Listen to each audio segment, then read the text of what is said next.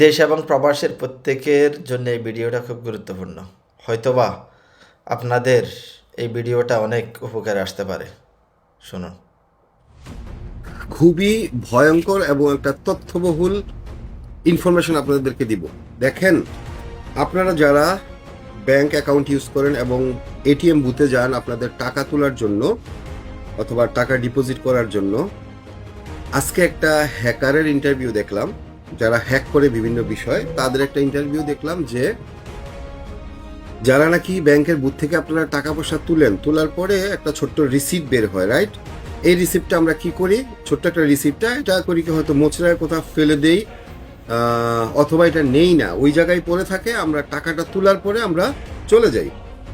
এই ভুলটা কখনোই করবেন না। আজকে থেকে সবাই ভিডিওটা ছড়িয়ে দিবেন। এই ভিডিওটা খুবই গুরুত্বপূর্ণ এবং আমি জানি না এই ধরনের ভিডিও করলে হয়তো বা হ্যাকাররা আমার আইডিটাও ব্লক করে দিতে পারে। তো আপনারা ভালো থাকেন, আমি এটাই সবসময় চাই। প্রত্যেকটা মানুষের যাদের ব্যাংক অ্যাকাউন্ট আছে, অনেকে অনেক কিছু বুঝেন না, হয়তো বা স্যালারির জন্য ব্যাংক অ্যাকাউন্ট করতে হয়, এটা বাহরাইনে হোক বা অন্যান্য দেশের যে কোনো জায়গায় হোক। যখনই আপনারা বুথে যাবেন, আমি আবারও বলি, যখন টাকা তুলবেন, ছোট্ট যে রিসিপ্টটা, ওই রিসিপ্টটা থেকে হ্যাকাররা অনেক ইনফরমেশন নিতে পারে, আপনার অ্যাকাউন্টটা হ্যাক করতে পারে, বিভিন্ন ধরনের সমস্যা আপনাকে ফেলতে পারে। তো প্রত্যেকটা ভাই যখন ব্যাংকে যাবেন, টাকা তুলবেন, রিসিপ্টটা অবশ্যই নিয়ে নেবেন, নিয়ে একদম ছিঁড়ে অন্য কোথাও ফেলে দিবেন বা আপনার কাছে রেখে দিবেন। এটা যেন ওপেনলি কোথাও না ফালান, এবং ওই অনেক সময় ব্যাংকের ওই ময়লার বক্সের মধ্যে রিসিপ্টটা ফেলে দেন, এটাও করবেন না। কারণ যারা হ্যাক করে তারা কিন্তু বিভিন্ন জায়গায় উৎপেতে থাকে কিভাবে মানুষকে ক্ষতি করা যায়।